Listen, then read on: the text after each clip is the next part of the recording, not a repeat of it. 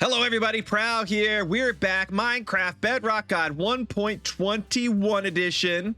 And today we're gonna be building an iron farm. This is the beginning of a multi-part series where we're gonna go over iron farms in this episode and many different aspects of trading in future episodes. And we're standing here by my magnificent farmhouse that we built in the last episode. How did you guys like the time lapse? Let me know down in the comment section below. And we started to lay out our field here. This is going to be an ongoing project over several streams, of which I am doing streaming daily now, Monday through Friday, starting at 10 a.m. This is subject to change, but for now, this is the plan. Anyways, we have a plan for an iron farm to do, and I don't want to bother you guys with a whole bunch of extra side content. We're going to jump straight into this iron farm. Let's go over and take a look. And this is roughly where our iron farm is going to go over here. Now, behind the scenes, I have a whole plan set up for this, inspired from a trade center from the game Age of Empires, specifically one from Age of Empires 4. So I'm not going to bore you guys with that part. My iron farm is going to go underground. You guys that are building an iron farm, you can put it wherever you want, above ground, underground, in the air, whatever. I'm going to go over all of that stuff with you here in a moment, but first I got a big hole to dig. If you're digging along with me, you're putting this just underground like I am. This hole is going to be 23 blocks wide by 23 blocks wide and 8 blocks deep. All right, here we are. We got a hole in the ground, and I want to explain some things first, because iron farms, they can be easy, but if you don't do a few critical steps, they're easy to mess up as well. And for you to make the farm and it not spawn any golems. This is always fixable, so make sure you follow these steps, so you make sure of these things, but they're like really critical, so I want to make sure I explain them. So first of all, like I said earlier, they can go pretty much anywhere, over the ocean, in the sky, underground. You can even make them in the end if you want to. The nether's a little bit harder, although should be possible. I've never tried personally, never wanted to, but there's something that you have to make sure of at your location. You have to make sure you don't have any other beds, workstations, or anything like that once you start bringing villagers in.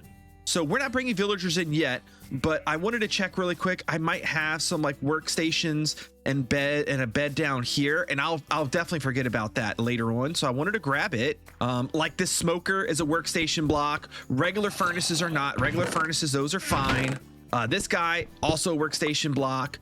Regular furnaces are good. Like I said, crafting tables are fine. Here's a bed here. That could definitely mess things up.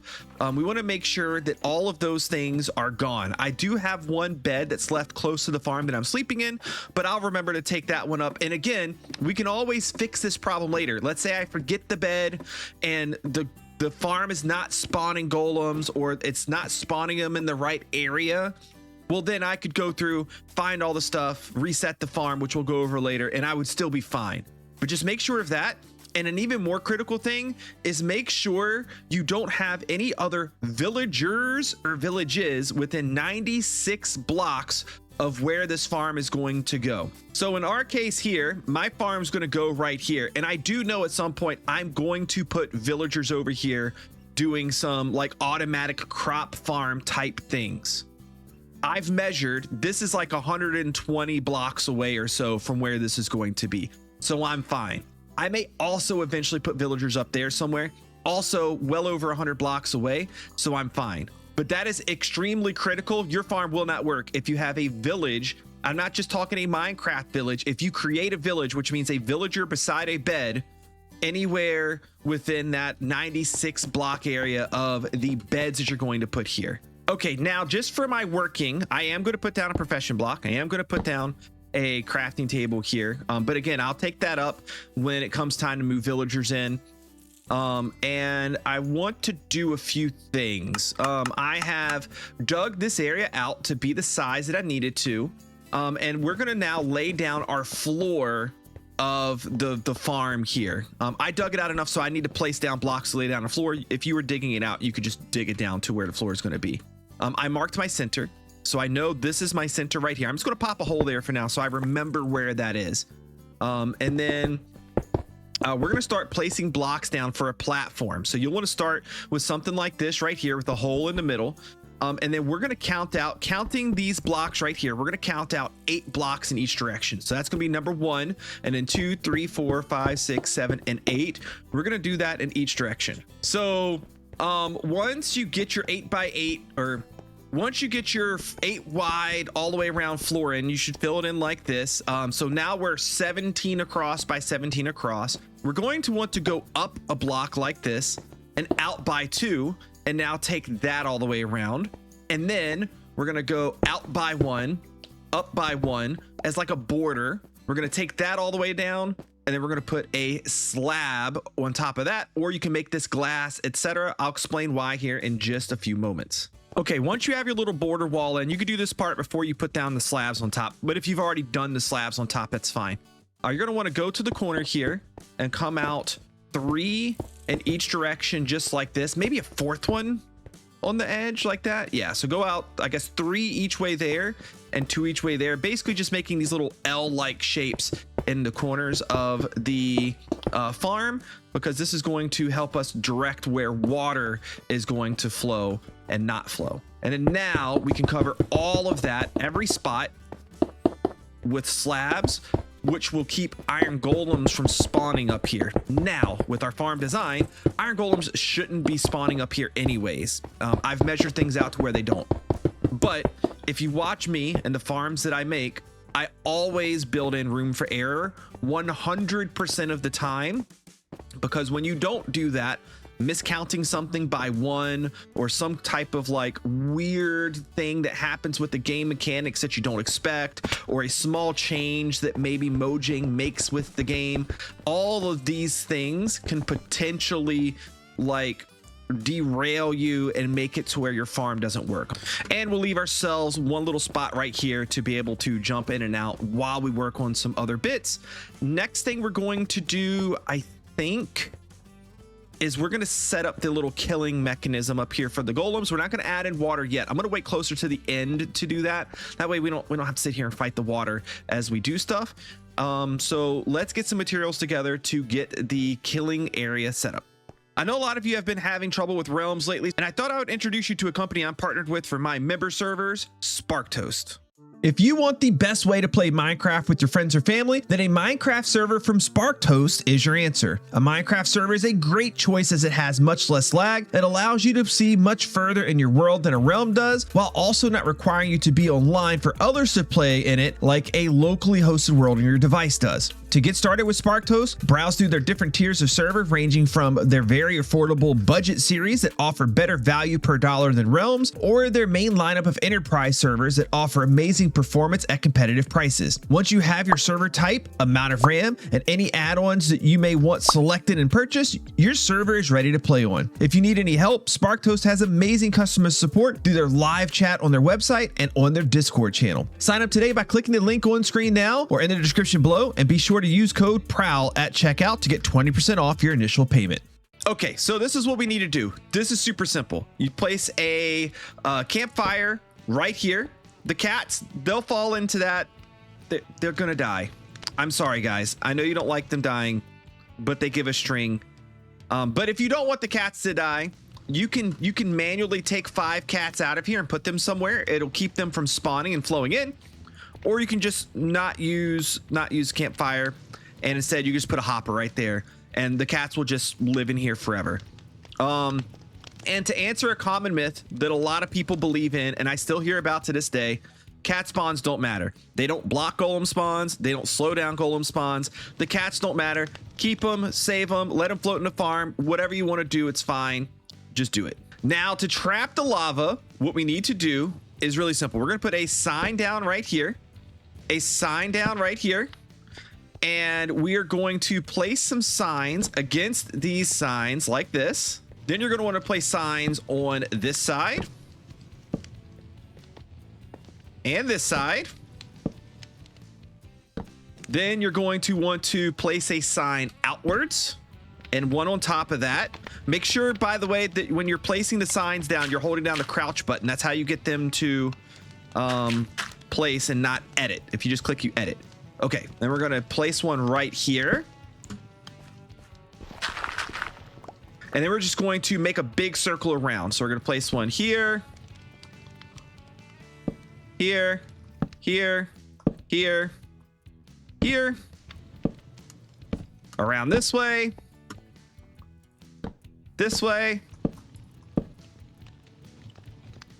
and finally, is that a hole? No, I think that's good. So now we've got all the way around, and we just need to place lava right there, right in the middle, on the middle sign.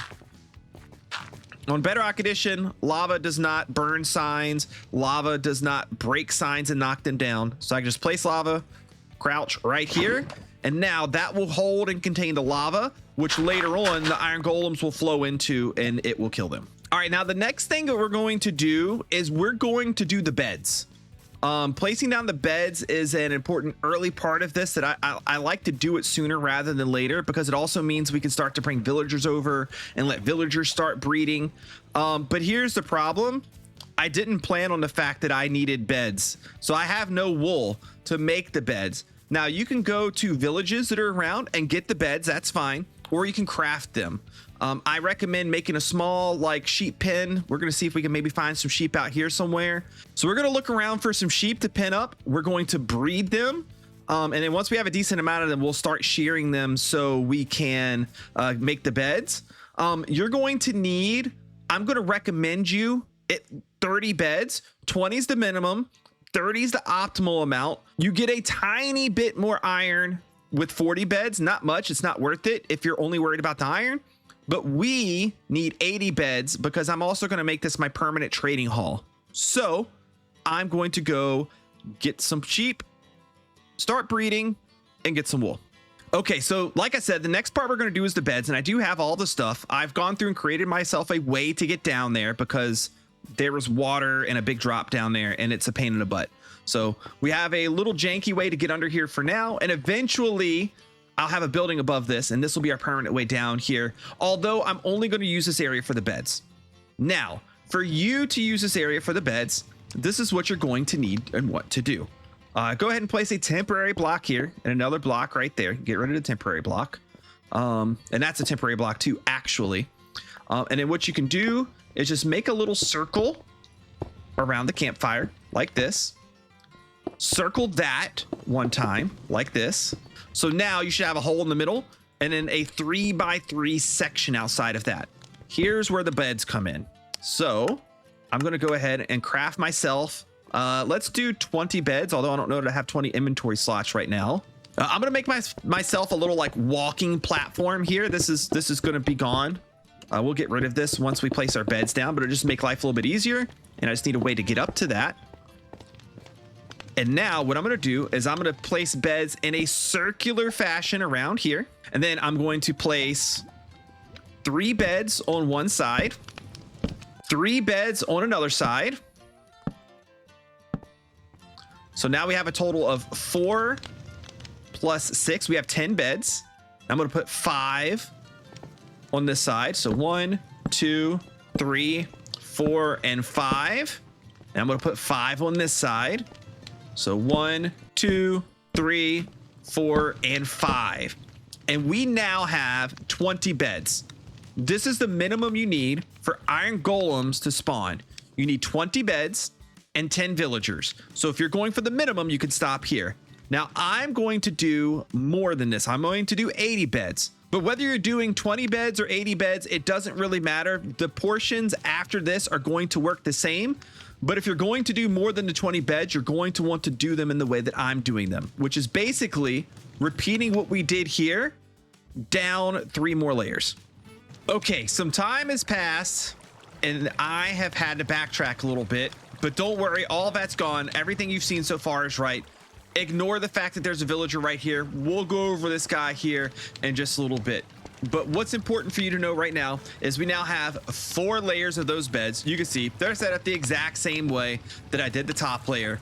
There's just 4 of them, 20 beds each layer, equaling a total of 80 beds, specifically for my needs of having a bigger trading center area, basically a bigger trading hall. Now, the next thing that I'm going to recommend that you do is run some storage. Let me get my hoppers here. Again, I've backtracked, so I actually had already run this storage. And now Where is it? There it is. And now I've kind of come back, but basically all you're going to want to do is super duper simple. You're going to want to get underneath where your campfire is. You're going to want to run some hoppers down like that. You're going to want to run some hoppers to some chests. Don't worry, we will actually be doing a more sophisticated storage system with the auto crafter a little bit later on. Can I reach that? Am I really missing a hopper? There we go. So basically what I did is hoppers run down. I clicked the first hopper over here, just kind of facing forward right there. These hoppers just point into the back of these chests, meaning that they move the items into the chest here. The items come over, they go down, they fill up the bottom chest first, and then they fill up the chest going upwards from there. And the items basically just flow down through there just like that. Super simple, super easy.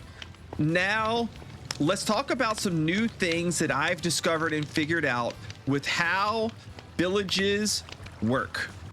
So most of the time, most of you, when you make an iron farm trading hall, what you'll end up doing is you'll end up doing the beds, something like this, and then you'll clear out a kind of big area around here, and you'll put all of your villagers like evenly distributed around the sides of your iron farm, in which case a lot of the stuff I'm about to explain to you is not really going to matter a whole lot.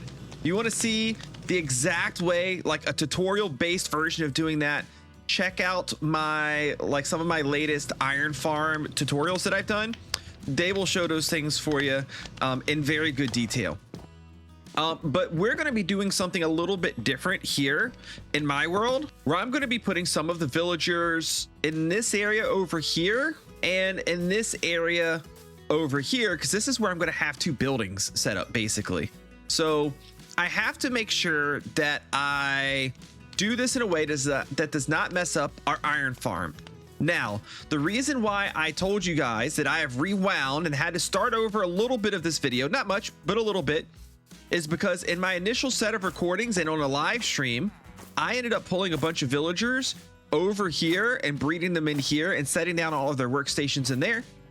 And that caused a problem with stretching the size of my village, which then moved the center of my village over from right here to, from the best I can tell, somewhere like right over here-ish.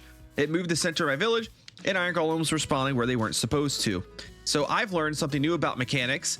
I've already explained it in a live stream, and I'm going to explain it to you guys right now so you can understand. Also, let me give a shout out to Old Guy. He is the Iron Farm and Village Mechanics GOAT. This guy knows his stuff, and he helped me out with a lot of the information that I'm about to show you. Make sure you go to his YouTube channel. It is at Old Guy with a 0 instead of an O. I'll try to remember to link it down in the description below, but he is 100% worth following for anything and everything Village and Iron Farm related.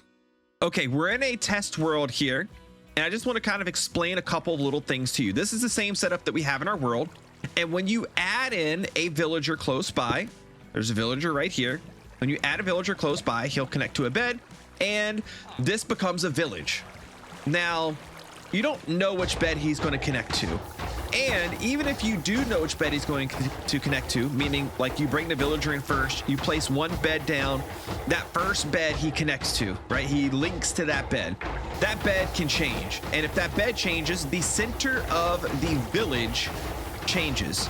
And if the center of the village changes, that may or may not be a problem to you. Okay, and we're going to explain that here in just a second. But for what we're about to talk about with this thing right here, just keep in mind that any of these beds right here could be the center of the village. Okay, so we have a bed here representing the center of the village. This for our purposes of talking is the center. Right now, we're going to only be talking about the green box. Don't look at the yellow colors, only look at the green. When a center of a village is created by a villager linking to a bed, a village is created. And this is the bounding box of the village, aka this is how big the game considers the village to be.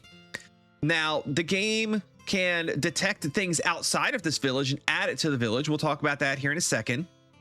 The detection range of a village is different than its actual size. So the green box here is the size of our village based on a bed being in the center. Now, technically, other things can be the center, but 99% of the time, for your purposes and the way that you're going to play the game, the bed's always going to be the center.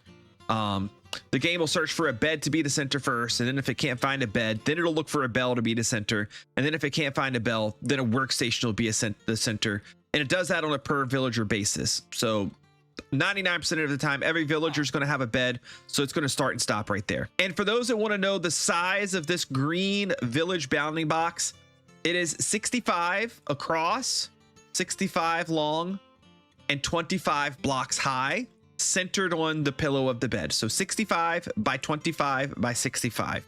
Now, inside of that area, you see a red box right here. That's the area in which an iron golem can spawn.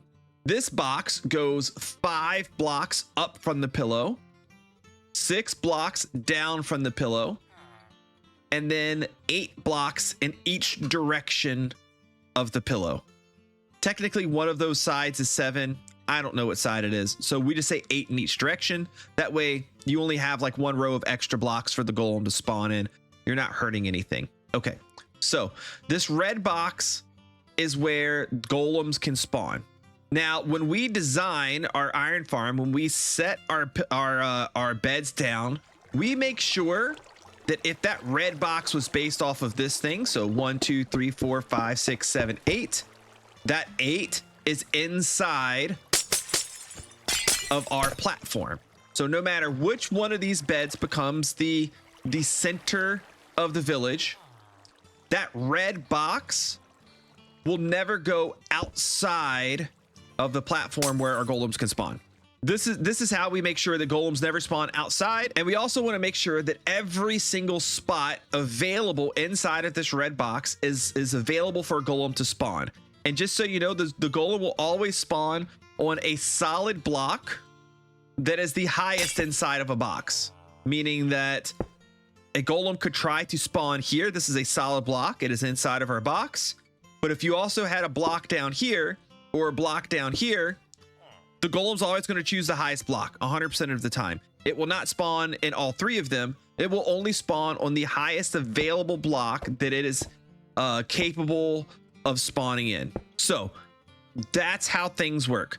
Now, once you have all of your beds down and you start to add in profession blocks for villagers to link to, what will happen is if the profession block or another bed or a bell, any one of those 3 things, if you put it down inside of this green box anywhere, the green box will stay 100% the same. It doesn't change. The green box stays the same. So when you're making a villager trading hall, for example, you can place your villagers anywhere, or your villagers profession blocks rather, anywhere inside of this green box, and you will not negatively impact your iron farm at all. You will have no effect to it. It'll all work exactly how it's intended to. Now, what I did incidentally, not knowing, while making my video here for you guys, is I had profession blocks outside of the box. You guys remember that big box I showed you where I had a whole bunch of villagers and profession blocks? It was actually much further out than this. It was probably somewhere like this far away, roughly. So what happens is whenever you put a profession block, a bed, or a bell that a villager can link to outside of the green box, once a villager can detect it, it becomes part of your village. Once a villager, I guess not detects it, but can link to it, like once he links to it, it becomes part of your village. What the game does is it says, oh, okay, well, that's cool. This fletching table is now part of the village because a villager linked to it. I need to actually make the village bigger now.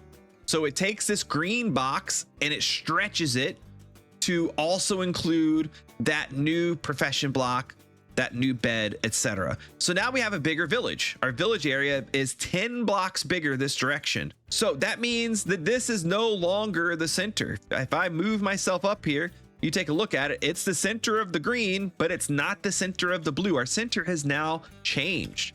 Our center has moved over 5 blocks. Our box got bigger by 10 blocks. So our center of our village moved over by 5, meaning that when this gets added to the village and it stretches the size of the village, this gold block, not this pillow, this gold block is now the new center of my village. This effect can happen vertically It can happen horizontally. It works the same either way. So what happened in my scenario when I was building was I ended up moving my center of my village way out here somewhere because of how far out those extra profession blocks were. So what have I done to keep this from being an issue anymore? Well, in the Bedrock Guide world, I've gone through and I have marked the edge of where my bounding box would likely be. Keep in mind, I don't know for sure where it is because I don't know which bed that my villagers are linked to. So what I've done, what I've kind of figured out for you guys to do if you want to, is you want to go over to your beds. You want to look at where's your center. You look at your center block, figure out where that is. And you can count out about 28 blocks in any direction from this point. And that should more or less give you how big your bounding box is, basically making it so whether your bounding box, your village size is based off of this bed or this bed or this bed, it shouldn't matter. As long as you keep within 28 blocks of the center going anywhere around the outside, you'll be safe. You'll be fine. Also, when it comes to vertically, we have, in our case here, 4 layers. So what we're going to want to do is just look at where our middle-ish layer is, if there is a middle layer for you. And then from this point right here, you can go up about 9 or down about 9 blocks. Let's say 8 or 9 to be safe. You can go 8 or 9 blocks above or below that center point right there. And you know you'll be safe. Although if you want to like get the most out of your space, what you'll do is you'll go to this bottom layer here. And then you'll go up 12 from that. So 1, 2, 3, 4, 5, 6, 7, 8, 9, 10, 11, 12. And then you'll go from your top guy right here and you'll go down 12 from that. So 1, 2, 3, 4, 5, 6, 7, 8, 9, 10, 11, 12. What this basically is telling me is that I can have profession blocks anywhere as high as about right here would be where the profession blocks can sit, all the way down to as low as this guy right here. I know this is a lot of information, but it's something new I discovered. This is the Bedrock Guide, so I wanted you guys to understand why I was making decisions that I am. Okay, so here we are back in the world. Everything's been explained, and here's my markings. I got an iron block over there. I got one somewhere back here in the ground or something. There it is right there. I got one over there. I got one over there. All those don't really matter. So I kind of know how far out I can go with my villagers and not affect my bounding box. And as you can see, when I set this area up over here, I set it up definitely far outside the bounding box. Now, the next thing you're going to do is one of the things that I already did and I didn't bother rewinding to do. You're going to want to go ahead and bring a villager over. And you're going to want that villager to preferably be a nitwit. And you want to put him right here beside the beds, but not so he's touching them. We don't want him to be able to sleep in the beds, but we want him at the same level of the beds. That way he can detect them. And if you don't use a nitwit, let's say you just have a regular villager, give him a profession block that he can reach and then lock him up in here. And I would even trade with him once if he's going to have a profession. That way he can't swap blocks around. It's going to be best to use a nitwit, but you don't have to if you don't want to. Once he's in, you now have a village. We have a village right now that has that green bounding box based off of one of these beds. You're also going to want to bring 2 additional villagers over. Do I have them? Are these guys breeding? They're not. Okay, good. We have 2 additional villagers right here that are part of our village. And they're just waiting for food so they can breed. But I'm not going to leave them here now because we learned our mistake. I need to make an area over here for them to go that is on this side of this iron block and at this level or lower for where the profession blocks are going to sit. And I'm going to recalculate that just to be 100% sure, but I do believe that to be correct. I did just calculate 66 blocks. So yeah, technically the block I'm standing at, like at this level it could go, but I always like to build in a little room for error or miscalculation or a misunderstanding of exactly what block my count's supposed to start from. So I did put it 1 block lower. Before we do that though, and before we have our villagers start breeding, we're going to start getting iron golems here the second that they do. and then we get enough villagers. So instead, what I'm going to do first is I'm going to add water in here. Super easy to do. I'm going to show you the easiest way. Go around your farm and block off these edges here with some temporary blocks that you're going to end up taking up here in a moment. Now place a water bucket here and a water bucket here, and now you've created an infinite water source right there. You can take that up and then start spreading it around just like this, filling in every spot, making sure you have no flowing water, and do it on all 4 sides. Okay, so I got my villagers in here. When it comes to moving villagers, I didn't show that part to you guys. I ended up using a boat to get them over to our area in the first place. I have a really good video called, I think it's like 7 best ways to move villagers. You're going to want to follow that. It shows all of the great ways that you can do it, and has like all sorts of tips and tricks and some really interesting, unique things. But what we need to do now is we need to get more villagers. We want to have a total of 80 of them. And the easiest way to do that when it comes to a villager creating area / iron farm, you can make a villager breeder and move them over individually if you like to. A lot of people like to do that. That's not the way I like to do it. I like to make it super easy. I bring 2 villagers over, just like you saw me do right there. And then after that, I just throw them a whole bunch of food, and then they'll take care of the rest for you. You don't have to do anything. They're going to breed up based on the amount of beds that are available for them to breed up to. And that's it. They take care of it all on their own. All you have to do is wait, and you have to make sure that you kill any nitwits that there are outside of your one that's going to be by the beds that I showed you earlier. And when it comes to giving them food, just throw it at them. They can only hold a certain amount, so let them pick up whatever they want, and then you pick up the rest. And then what they'll do is they'll actually share it with the baby villagers that are then born. And if you want to come back in and throw in even more food later, by all means, you can do so. It looks like he picked up all of the potatoes, and there's a few carrots left here. And then here pretty soon, these guys should start breeding. Sometimes they don't like to be watched. We're gonna get away. They need a little privacy. We'll peep in on them anyways. And there they go. Also, I used a bunch of composters here. For this part of things, I'm just getting them to breed. We're gonna set them in their exact locations a little bit later, and the exact profession blocks that we want them to be. This was the cheapest block for me to make, so we just made a whole bunch of composters. Ah, there we go. There's a baby. So all they need to do now is make sure they're able to breed. I've made sure that no like zombies or any mobs can get into them. The top is spawn proof because it's well lit. All of the walls are at least 2 blocks high. And then my way in and out is just a tiny bit of parkour in and a tiny bit of parkour out. They can't get out. I can't, like other zombies and things can't get in. So now all I have to do is sit and wait. And after some time has passed, we have severe overpopulation. There's a few babies still running around because I had to kill some of the nitwits. I think there's like 3 of them. But otherwise, we have 79 villagers down here, plus the one down there, meaning we have 80. And I have seen iron golems spawning. I've not seen any spawning down in here. I forgot to uncover this back just to make sure that I put that there so we didn't get any villagers escaping there when I was moving them. And there we go. We got iron golems spawning here, and actually they're spawning after I found a issue that's very easy to happen to anybody. Not with how we built things, but just with something that happens. Because see, if you have more villagers than beds, for whatever reason, I don't know why. I don't even know if this is intended or a bug. Maybe we'll file a bug report for it. It's not a bad idea. If you have more villagers than beds, iron golems won't spawn. So I think what happened was I needed to sleep, and I walked over to the edge of the island thinking I was far enough away. I placed a bed down and I slept. And since all my villagers still have access to each other, they're all by each other, I think they bred and made an extra villager.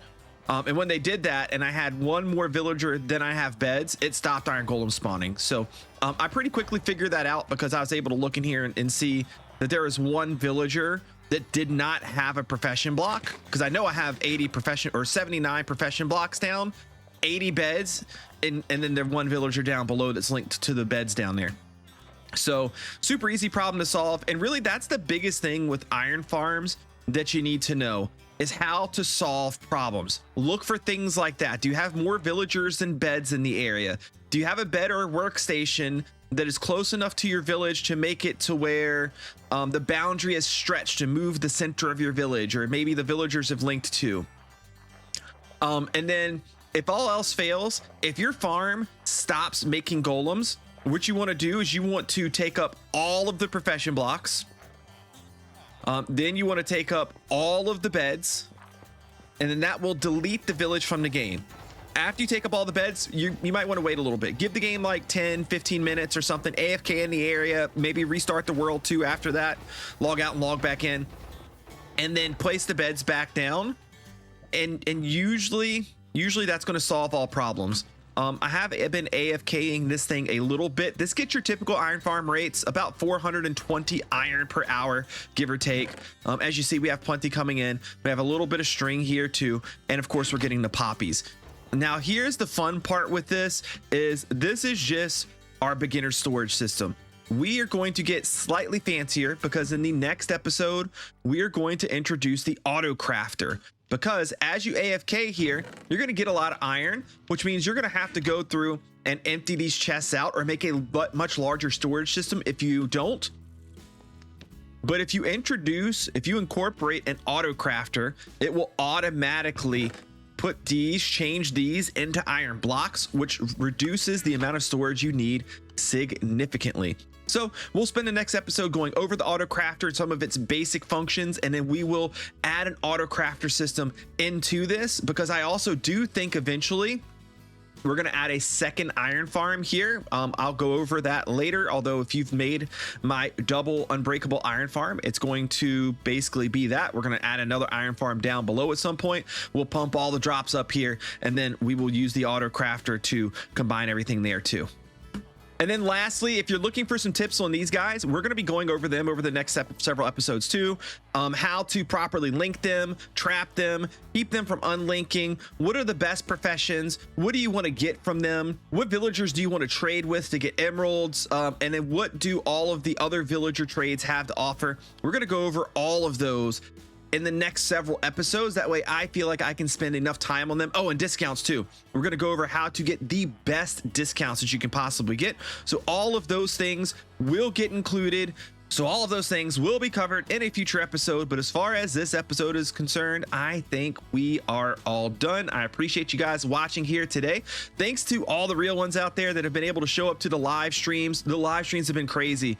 We've over doubled, maybe close to tripled our viewership over the last several days. I am running a regular schedule now, Monday through Friday, 10 a.m. until whatever time I decide to get off, at least noon, if not later, depending on what we're working on. Sometimes we're recording stuff for episodes. Sometimes we're doing busy work. It just depends on what I need to get done during the day. But I appreciate you guys' support and showing up, pressing the like button, and watching the streams. Thank you for watching today, and I'll see you in the next guide episode.